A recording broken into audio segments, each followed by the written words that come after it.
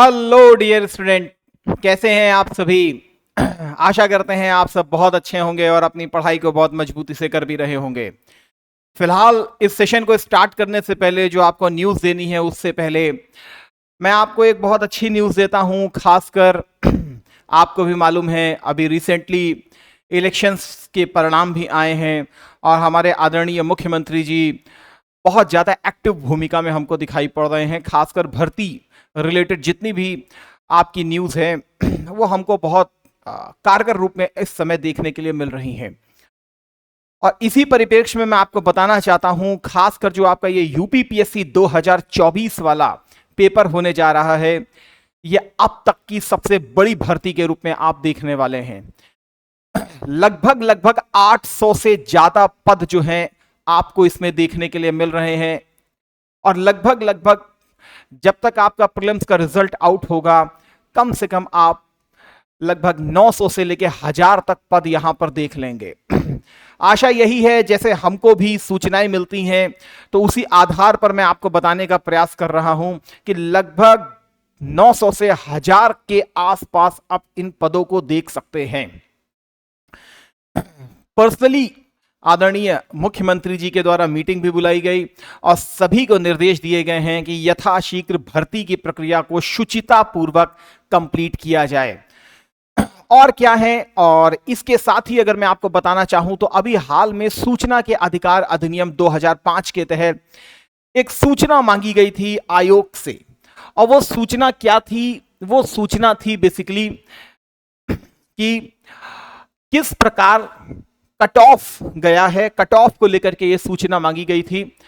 तो cut off से अगर हम बात करें, आप देख सकते हैं 2005 के तहत किसी काका गाजी ने सूचना मांगी थी। 13/5/2024 को यह सूचना मांगी गई, जिसमें आवेदक ने सम्मिलित राज्य प्रवर अधीनस्थ सेवा मुख्य परीक्षा 2023 को लेकर के कट ऑफ की सूचना मांगी थी। इस पर जो कट ऑफ हमको प्राप्त हुआ है, ये जो है आपका ये मेंस का कट ऑफ है।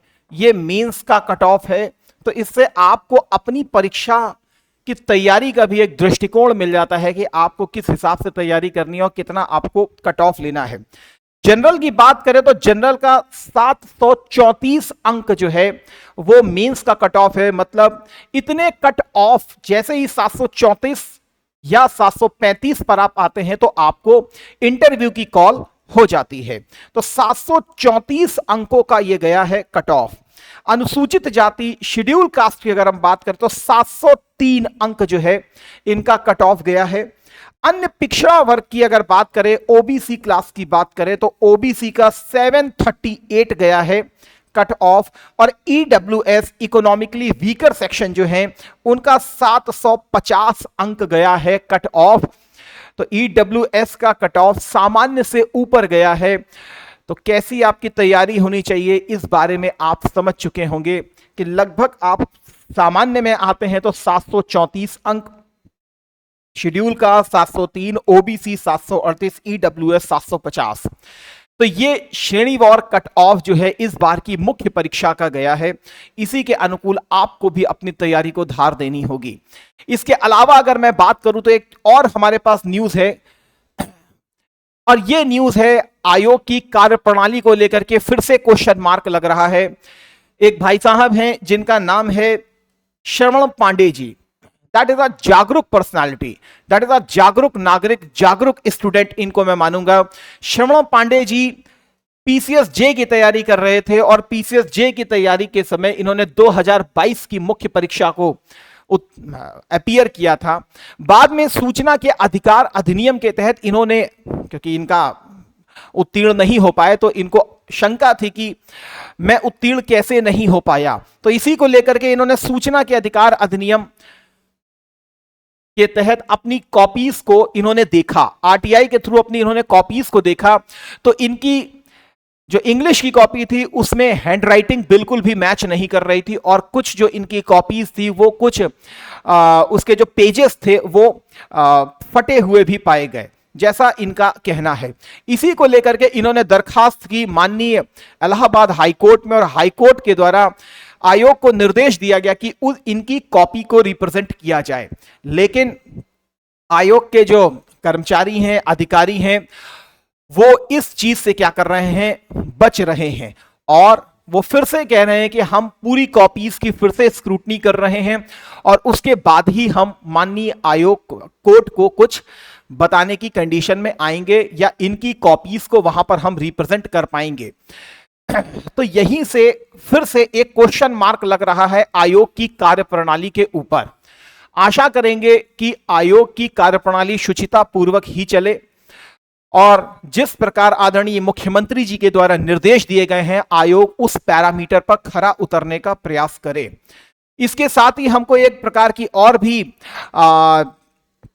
वास्तविकता से हम अवगत होते हैं कि यदि आप किसी पेपर को अपीयर करते हैं और आपको लगता है कि आपने बहुत अच्छा पेपर किया था और आप उत्तीर्ण नहीं हो पाए हैं, तो आरटीआई के थ्रू अपनी कॉपीज को देखना हमारा अधिकार है और आयोग को इस अधिकार को पूरा करना ही होगा। तो आप भी आरटीआई के थ्रू अपनी कॉपीज को देख सकते हैं। यहां पर आप देख सकते हैं पहले भी आयोग के ऊपर इस प्रकार का क्वेश्चन मार्क लग चुका है। तो 2023 की मुख्य परीक्षा का तो इसमें दिया गया है। पहले भी अगर हम 2015 की बात करें तो कॉपी दिखाने के बाद सुभाषिनी जी जो थी उनके भी नंबर बढ़ाए गए थे। 2015 की जो मुख्य परीक्षा हुई थी उसमें असफल हो गई थी सुभाषिनी वाजपेयी जी। उन्होंने आरटीआई के थ्रू अपने कॉपी दिखाने की मांग की थी। कॉपी दिखाए जाने के बाद उनके नंबर बढ़ गए, लेकिन तब तक उस भर्ती का अंतिम परिणाम भी घोषित हो चुका था।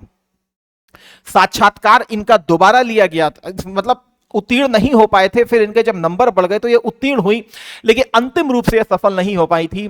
लेकिन इसका ये भी अर्थ है कि हमको भी एक जागरूक स्टूडेंट बनना पड़ेगा और आयोग से बहुत ही विनम्रता पूर्वक हम प्रार्थना भी करेंगे कि जैसे बहुत सारे आयोग जो हैं वो मेंस की कॉपीज को अपलोड भी करते हैं, वैसे ही कुछ ऐसा प्रोग्राम आयोग की तरफ से भी किया जाना चाहिए, क्योंकि पारदर्शिता संस्था के द्वारा भी दिखाई जानी चाहिए।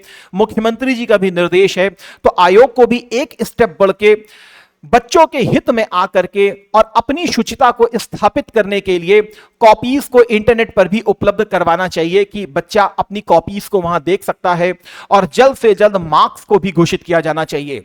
जैसा पहले हम देखते थे कि प्रीलिम्स के नंबर जो हैं, आपका जैसे ही आपका रिजल्ट आता था प्रीलिम्स का, उसी के जस्ट हफ्ते 10 दिन बाद प्रीलिम्स के नंबर भी जारी कर दिए जाते थे, तो बच्चा उससे भी संतुष्ट हो जाता था। लेकिन कुछ समय से हम देख रहे हैं कि अब जो फाइनल नंबर आते हैं वो रिजल्ट के घोषित होने के भी लगभग 2.5 महीने के बाद घोषित किए जाते हैं। तब तक बहुत सारी चीजें डिले हो चुकी होती हैं और भर्ती का भी अंतिम परिणाम आ चुका होता है। तो इसी कारण आयोग को भी जरा एक स्टेप आगे बढ़ना चाहिए और आगे बढ़ करके जितनी जल्दी रिजल्ट घोषित किया जाए उतनी जल्दी मार्कशीट को भी घोषित करने की प्रक्रिया को स्थापित करके अपनी ट्रांसपेरेंसी को स्थापित करना चाहिए।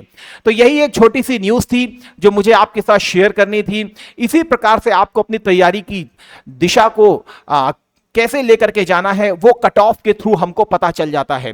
तो ठीक है डियर ऑल, आज के सेशन को हम लोग यहीं रखते हैं। Thank you. जय हिंद, जय Bharat, God bless you all. Thank you.